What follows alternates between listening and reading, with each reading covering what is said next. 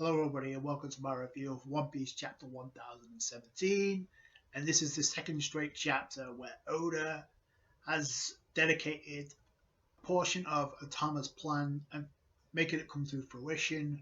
Otama's plan was obviously to announce to the gifters were affected by the Kibidongo, which they did not know about until this chapter, to help them out in the fight against Kaido. And after this chapter, mission accomplished, which I feel like obviously takes away the tension, but also it's kind of like that pendulum effect. Like it swings one way, the momentum swings one way it swings of Luffy and the allies of the samurai and the Straw Hats, and then it swings back in favor of Kaido, which I feel like it's only a matter of time until that happens.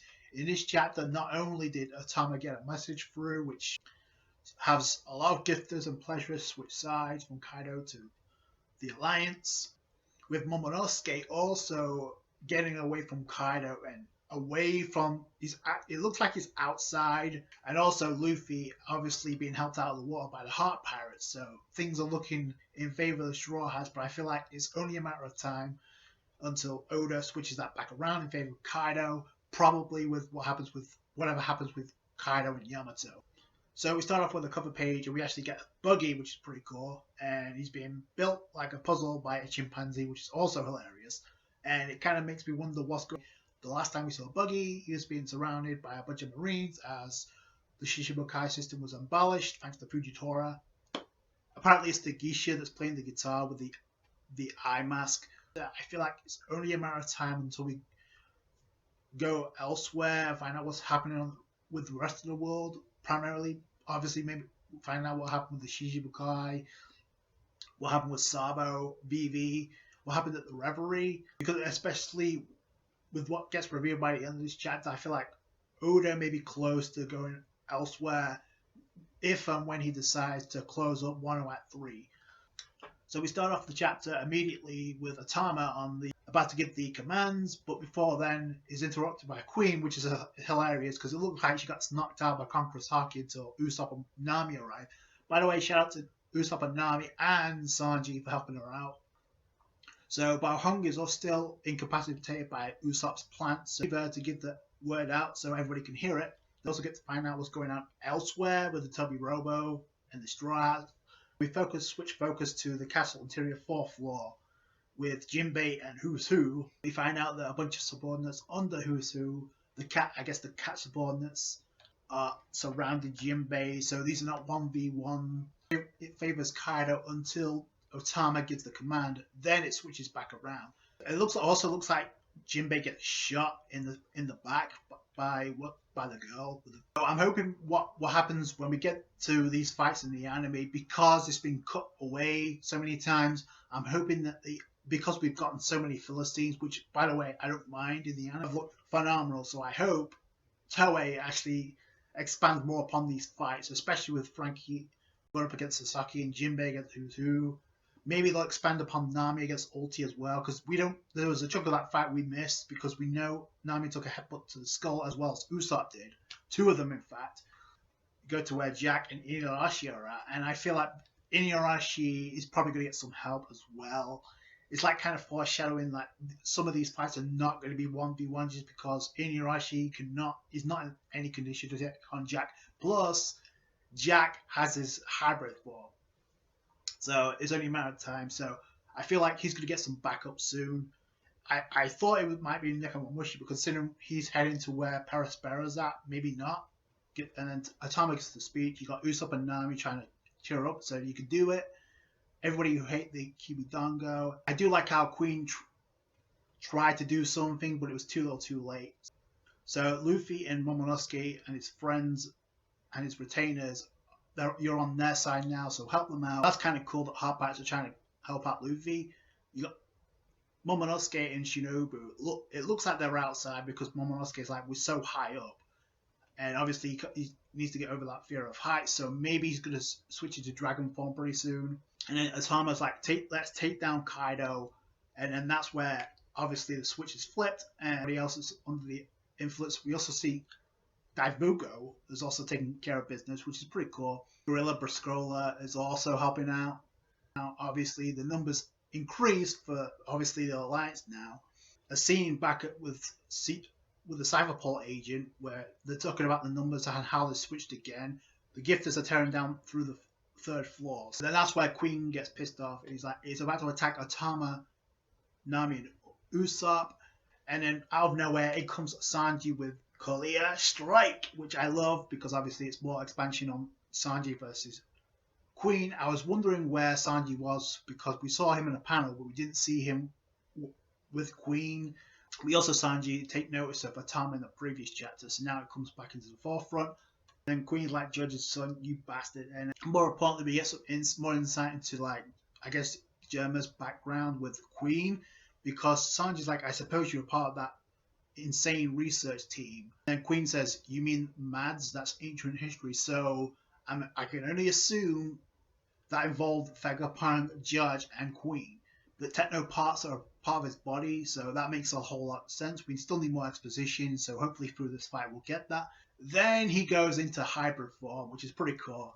Like, he looks like he does in his base, only obviously his scales are different, his skin's different, kind of like Kaido. But the cool thing here is, like, you see a sword he's carrying, and you also see, like, he's got his mechanical arms and his mechanical tail, which I think is pretty cool.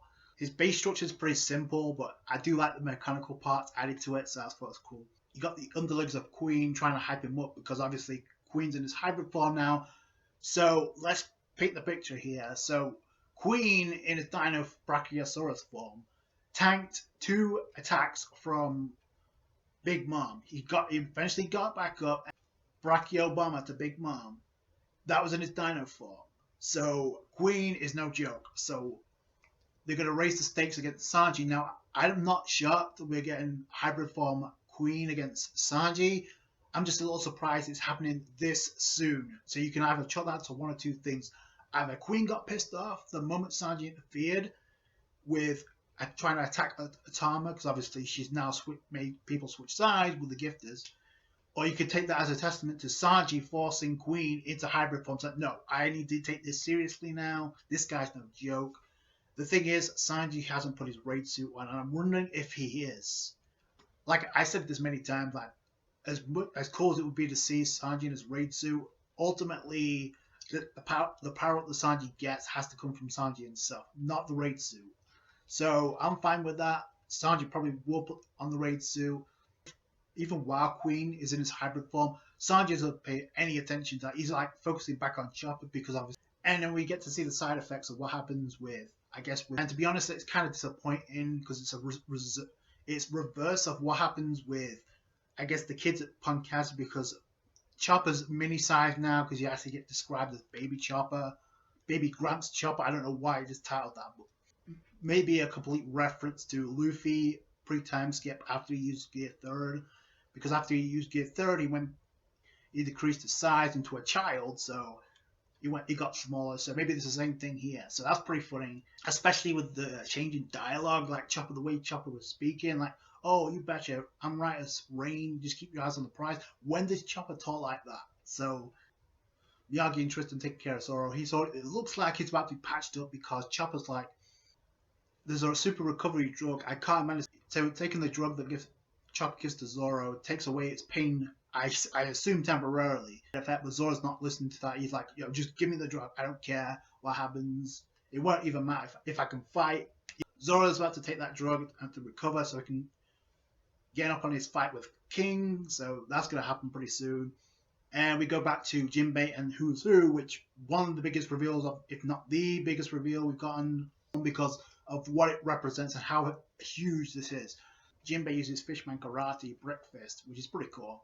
Like I said, these fights in the anime with the top tier animation is going to look awesome. Who's Who delivers Tempest Kit, which is similar to Cypher Pole, which right there's a red flag. And also an iron body. So the 6 powers that usually used by the government officials, as Jinbei points out, a rogue member of the Cypher Pole Secret Intelligence Agency breaking out of prison. So he got locked up because he messed up. So apparently he messed up with a mission. So he was in the shadows working for Cypherpole because it's like, we never made direct contact. And Who's Who actually hypes himself up by saying, I used to be considered a prospect, a rival to the genius Rob Lucci. So immediately he's like comparison to Rob Lucci. After that, he fires off a fang pistol, which is pretty cool, which Jinbei barely dodges it. It looks like it cuts him, it grazes him. I'm guessing it's a shockwave from his mouth because Jinbei says, I've never seen that technique before. And then Jinbei says, your situation has nothing to do with me. Who says you're wrong because you're a prime member of the Straw Hats.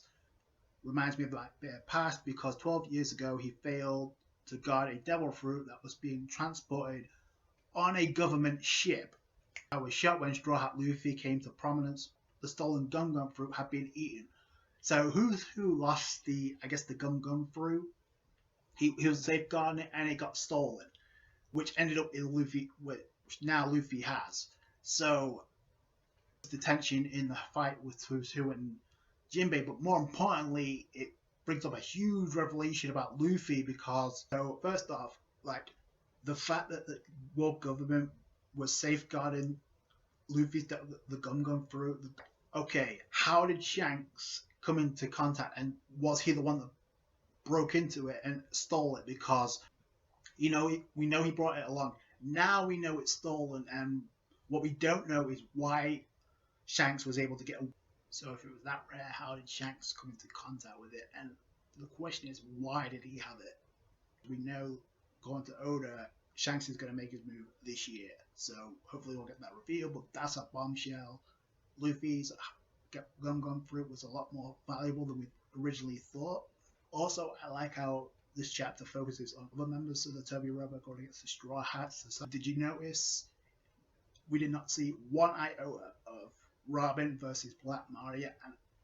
And I said this before, and I'm going to keep saying it again. When we get to that, it's going to have more focus and spot like it should. Hopefully this turns out to be an epic fight, but also we may learn something about the eye symbol if it has anything to do with the Three-Eyed Tribe, similar to how Sanji got up against Queen. We're learning more about Queen and his connection with Judge now, a group called Mads, which I can only assume involves Vegapunk as well, maybe including Caesar. We'll have to wait and see. So maybe we'll get more exposition on that, plus what that eye symbol means, if it has anything to do with Three-Eyed Tribe. But hopefully that's where Oda goes with this. It gives us the epic Robin fight that we've been hoping for against Black Maria. Keep in mind, Brook was also there, so we didn't get to see what was going on with the underlings of Black Maria. Last we saw, Brook was already taking care of them, so hopefully that's what he's up to. Or, if nothing else, he's gone elsewhere. And we do get Black Maria versus Nico Robin 1v1. We'll have to wait and see. It's interesting. We got more insight into who's who now, and because previously he was one of the most mysterious characters in the Toby Robo, so now it's obviously Black Maria. So I also find it interesting in this chapter we've got Queen going into hybrid form before Who's Who goes into his hybrid form, and Sasaki, I'm assuming, has his hybrid form too. Probably Black Maria, I would be surprised. And we've yet to see King in his hybrid form. Maybe he's in his hybrid form against Marco. Also, we haven't seen Jack in his hybrid form yet, so that's going to be hype. Off topic, do you guys think that Rob Lucci has his own hybrid form? Because I think he does, post time skip. So let me know what you guys think down below. I thought it was a decent chapter with a huge bombshell by the end. Oda teasing us with a huge bombshell with Luffy's Devil Fruit after 1,017 chapters. So let me know what you guys think down below. That's going to do for the guys. Thanks so much for watching. Like the review if you did it. Thumbs up, I appreciate that. Helps out the channel. Subscribe channel for more One Piece. Catch you guys later. That's guys.